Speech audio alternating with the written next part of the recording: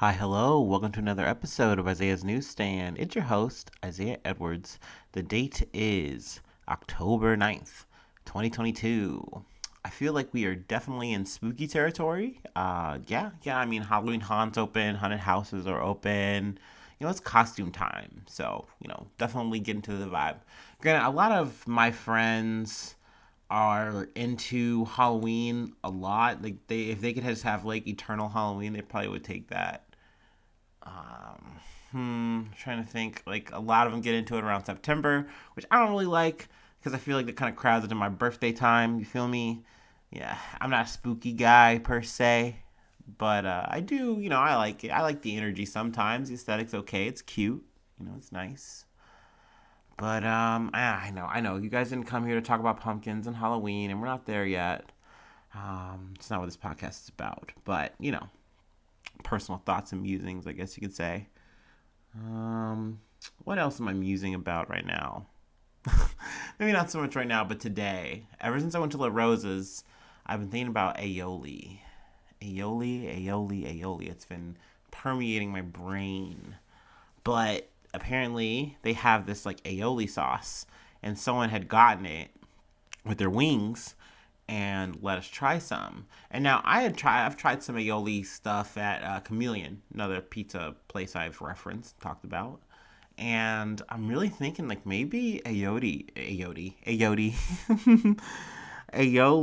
is goated. Maybe that's the good stuff, you know. Um, but yeah, that's on my mind. We can get into some news though. I won't keep you guys hopefully too long. We can start with what I got from the Associated Press. Oh, wait, no. I don't want to start there. I'm going backwards. Whoops. Let's see. CNN World. Where I want to start. North Korea fires two ballistic missiles. South Korea and Japan say. Now, this title is, the most recent that has happened. But I want to say, what was it? Tuesday, there was another missile strike that went over Japan. And usually these kind of strikes they land in water. I mean, in this situation, all the situations they did, no one was hurt, which is good. But let's see, the one that took place on Sunday, uh, the two missiles landed. Um, let's see, short range missiles from the Muncheon area of Kangwon province to the waters off the peninsula. Oh my goodness, guys, I'm sorry. Peninsula's eastern coast. South Korea's Joint Chiefs of Staff told reporters on Sunday. So I guess it's where they landed. Trying to think if I can find the one on this article where they said it landed on Tuesday. But essentially, like I said, no one was hurt, which is good. But it's just like a ratcheting up of things. What is it? I believe Kamala Harris took a trip, like an Eastern tour trip, kind of similar to Biden's in a way. But she wound up in South Korea. Part of that process of retaliation, quote unquote, from North Korea, they like to fire missiles and stuff like that, as well.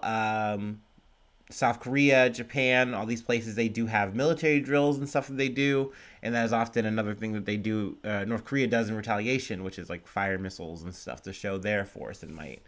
Now, granted, the that flew over Japan is kind of, in my opinion, more relevant, just because it's very provocative to not just shoot a missile that lands into the water, but shoot a missile that goes over another country's land.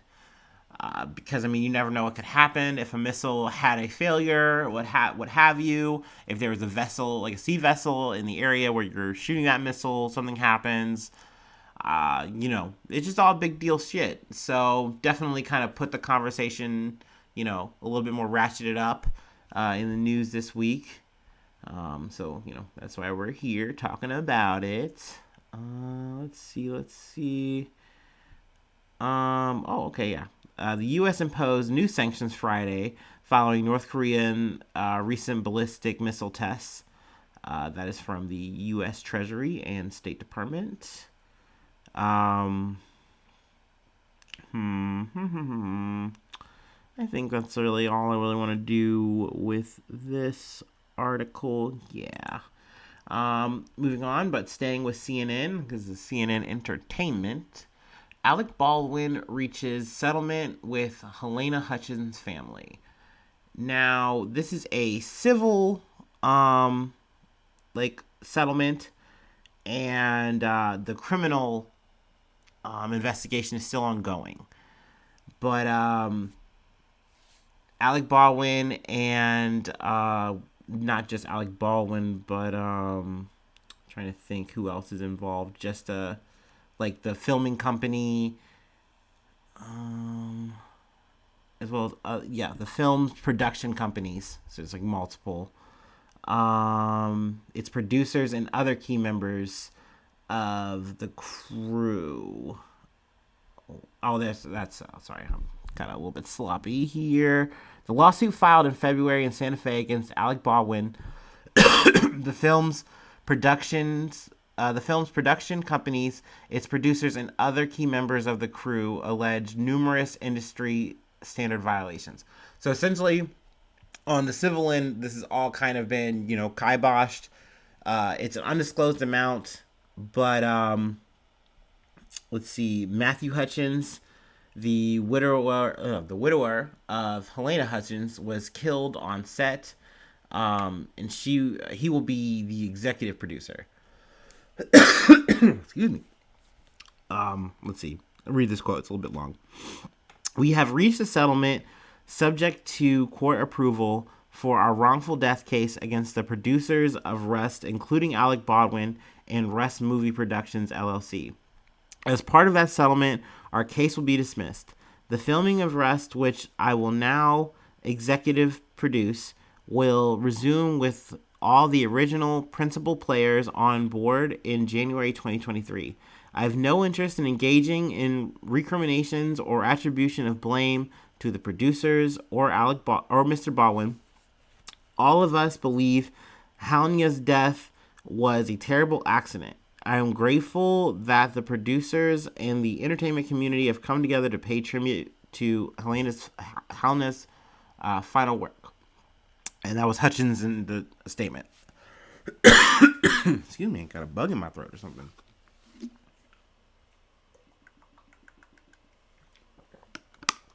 But also, from that, quote, you can glean, all the key people are going to be back, so the cast is going to be on the film again, as well as the director, who was also shot, Joel Souza. He also has a quote that we really won't get into, but, more or less just saying, hey, he's on board and, happy to be back in filming and, all that kind of stuff. Let's see here. Like I said, they don't go into any of the, details on, the amounts or anything like that. But as I mentioned at the top of this, the criminal investigation is still ongoing. Let's see. I got a quote here from Heather Brewer, who is a spokesperson for the Office of the First Judicial District Attorney of New Mexico. While civil suits are settled privately and often involve financial rewards, criminal cases deal only in facts. If the facts and evidence warrant criminal charges under New Mexico law, then charges will be brought. No one is above the law. Now, I should have explained this to people who are unaware, not because we covered this a little bit. Well, when it happened initially, Alec Baldwin, Halnia, they were on set together. She was, filming shots and stuff like that. He was doing shots with this, supposedly a prop gun. And it was a prop gun, but it was loaded with real bullets. And, he's using the gun, doing the shot, and he shoots her and also Joel in the process. Now, essentially, that wasn't necessarily his fault. He is using the gun as it is supposed to be used with blanks in it. And where Hanya was, there was no way that was supposed to happen. Now, the armorer or whoever, someone loaded up this gun and, you know, gave this to, Alec Baldwin to shoot, and they do the test shots and everything. And with live ammunition, someone, is shot and then another person is wounded. So it's a super sad story. I wouldn't say necessarily it's a conclusion, but at least, in terms of, the family, um, it is. So let's see. The next article I got from Yahoo News, also the Associated Press. Kim Kardashian fined $1 million by SEC over crypto promotion. So this is a story that kind of hit my, airways. BBC covered it. Like I said, I got it on my news feed. But essentially, it was a cryptocurrency situation where, I think, what is it? Ethereum Max. Yeah, Ethereum Max tokens. And, the way it went down, you could go on, I think it was like through an Instagram story, more or less. But it was like, it was like a hashtag ad situation. And she's like, hey, I'm not a financial advisor, but I do have these friends that are making a lot of money off of Ethereum Max, and like, you guys should like look into it, yada yada yada. And I'm sure if you've been on social media and you follow any kind of like big pop person, you've seen this kind of thing. Even if you've watched the Super Bowl, LeBron James and Matt Damon, all these motherfuckers, Larry Sanders, they've all done, crypto commercials. So it's okay to sell this stuff, but it's another thing if what you are selling is a blatant scam. If it is a pump and dump kind of coin. So, essentially these coins are worthless, and, you're running scams on the people who are participating in it. And let's see. Kim Kardashian made $250,000 in the process of doing this, which obviously is a lot to a person like me, average Joe person, but that's not a lot of money. But essentially, because, she got caught up in all this, she is, in a situation where she is settled for $1 million fine. Also, I believe she's working with the SEC and stuff, and like being very compliant.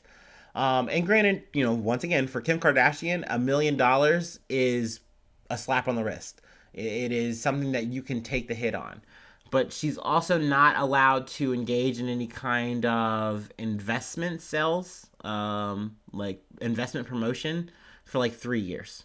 So honestly, I'd say the 3-year kind of hit on that is probably the biggest hit. Granted, she can do plenty of other kind of commercials and things of that nature and be fine. But definitely just interesting this came up in this article. It also mentions that, in 2020, actor Steven Seagal agreed to pay more than $300,000 as a part of a similar settlement with the SEC, which has also banned him from promoting investments for 3 years. So they also go as far as to mention other people who have settled, boxer Floyd Mayweather Jr., and DJ Khaled. We the best. I didn't do the we the best. It's a little better. But yeah, apparently, for fraud, it happens. I guess. I don't know. I wouldn't know. Must be nice to be in that pay tax bracket, right? I don't know. But yeah. Scamming is gross. It's never cool. Also, I think if you're a celebrity, whatever, athlete, like, you should have people in your circle before you say yes to these kind of things to, like, vet them. You know what I mean? Because, like, yes, you can plead ignorance, like, oh, I didn't know, silly me, ooh, goofy, I was quirked up that day. Like, okay, but you should have a team of people vetting these kind of things that you're saying yes to, or no to, whatever. Like, there just should be some due diligence, I would think. But, who am I? Who am I to judge? Who are we? We're just the peasants, right? I don't know. But we can move on to more money moves, I guess you could say. I don't want to say this is a conclusion, because I don't think this is over. Just to preface this article. But I got this from The Street. That's the name of the site. But let's see. Twitter bid.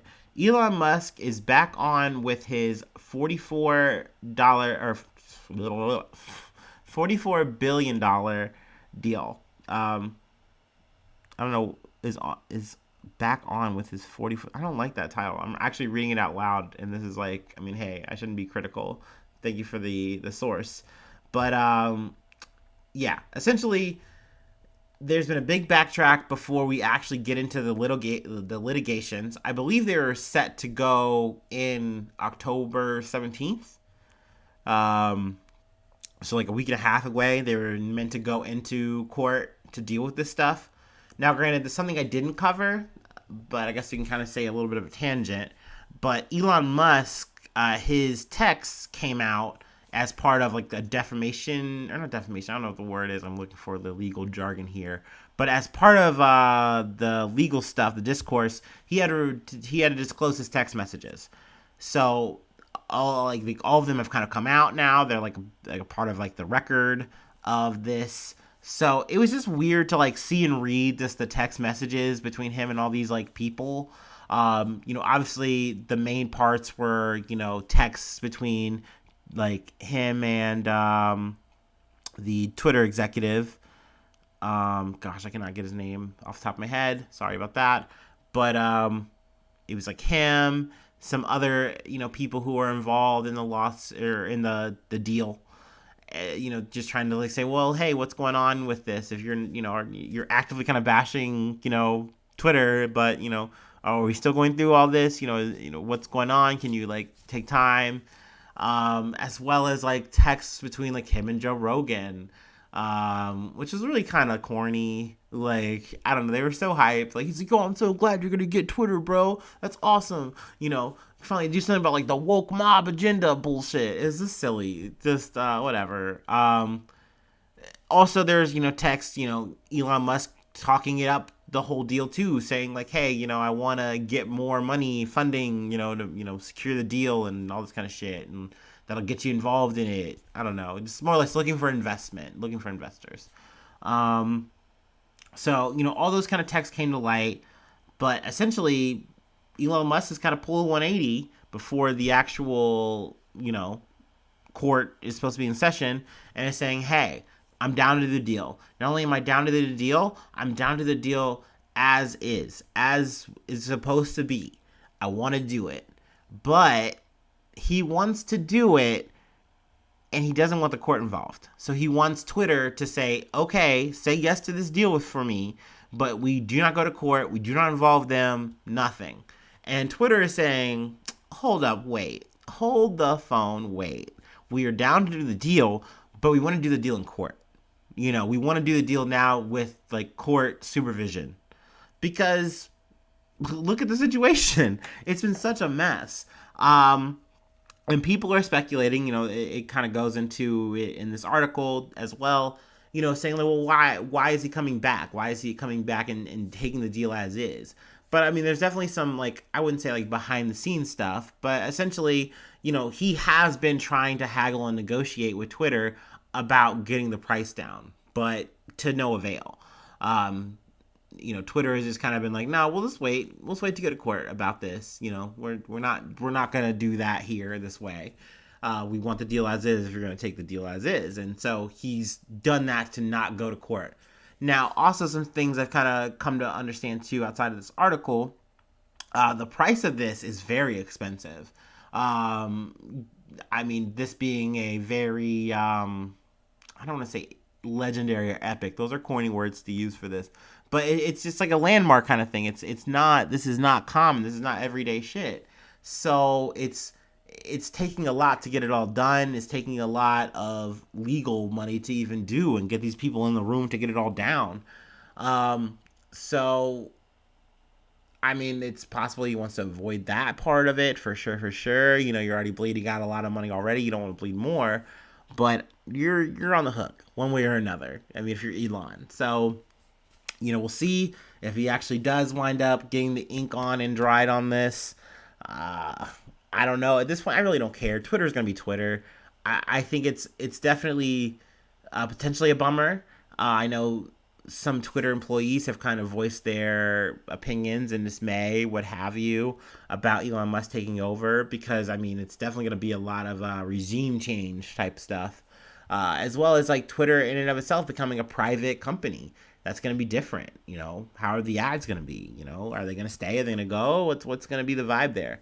Um, Also, Elon Musk has gone to say that he wants Twitter to become like a part of something more.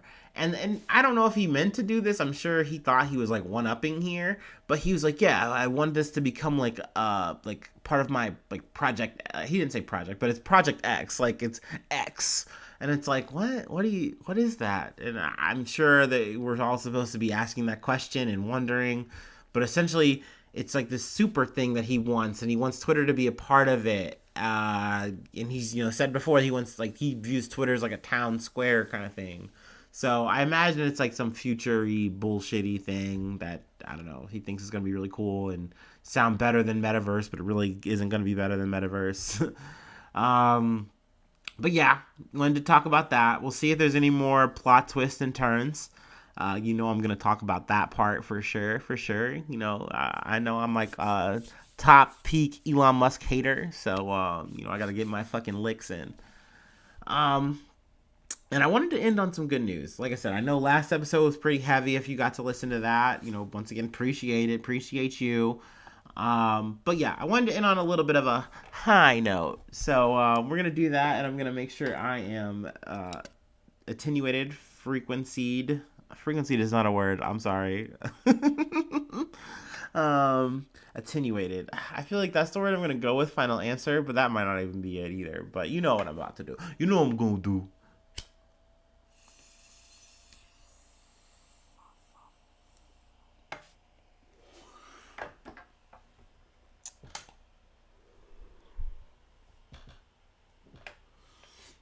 Ooh, Nelly.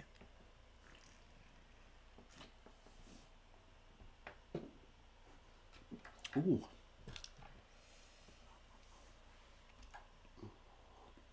Okay. Okay.